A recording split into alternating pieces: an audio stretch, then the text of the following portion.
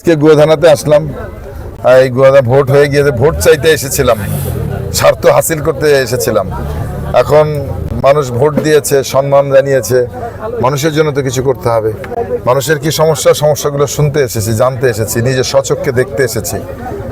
দেখে কিছু কিছু নোট করলাম, সেগুলো চেষ্টা করব সামর্থ্যের সবটুকু দিয়ে বাস্তবায়ন করার জন্য। এখন এতদিন ওনাদের কাছে আমি দৌড়িয়েছি, হ্যাঁ, এখনো ওনাদের কাছেই দৌড়বো। এই এলাকার মানুষরা, আমি ওনাদের সেবক, আমি ওনাদের খাদেম। ওনাদের কি প্রয়োজন ওনাদের কাছে এসে জিজ্ঞেস করব, অন্য যেন আমার কাছে যে কোনো সমস্যার কথা না বলে। এই কাজটা শুরু করেছি, সমস্ত জায়গায় যাব ইনশাল্লাহ। কার কি সমস্যা জানবো। মাসের মধ্যে জনগণের জন্য আপনার কতদিন দুয়ার খোলা থাকবে আপনার সাথে দেখা করার? আমি যখনই সুযোগ পাবো, পার্লামেন্ট না থাকলে, সংসদ যখনই থাকবে না, তখনই এলাকায় থাকবো। একটা জিনিস জানি যে আমাদের টুঙ্গিপাড়া বেকারত্ব হারটা বেশি, চাকরি বাজার জন্য আপনার উদ্যোগটা কি? এটা সব থেকে বড় সমস্যা, সব থেকে বড় সমস্যা। আপনারা দেখেছেন 17 বছর এখানে উন্নয়ন হয়েছে, আমি অস্বীকার করব না।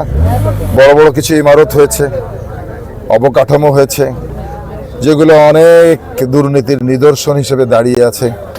কিন্তু সত্যিকার অর্থে মানুষের যে কর্মসংস্থানের সুযোগ সৃষ্টি করা, সেটা হয় নাই, কেউ পরিকল্পনাও করে নাই। এই অঞ্চলের মানুষ কৃষিকাজ করে খায়, বছরের 6 মাস কৃষিকাজের কাজ থাকে, বর্ষার সময় 6 মাস বসে থাকে।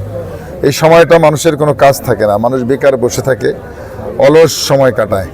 তো আমি চেষ্টা করব এই মানুষগুলোকে যেন কর্মে নিয়োগ করা যায়, কোনো কাজে নিয়োগ করা যায়। সেজন্য সরকারের সাথে কথা বলবো।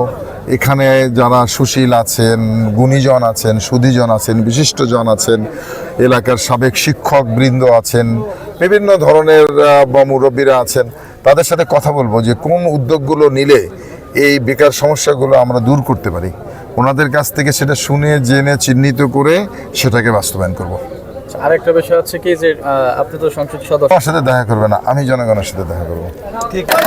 জনগণ যখন, আমি শুধু জনগণকে বলছি, কখন প্রয়োজন হলে ফোন করবেন আমাকে, আমি নাম্বার দিয়ে যাচ্ছি। আমাকে ফোন করলে আমি চলে আসবো ওনার কাছে, ওনার সমস্যাগুলো শুনবো, তারপরে কাজ করবো।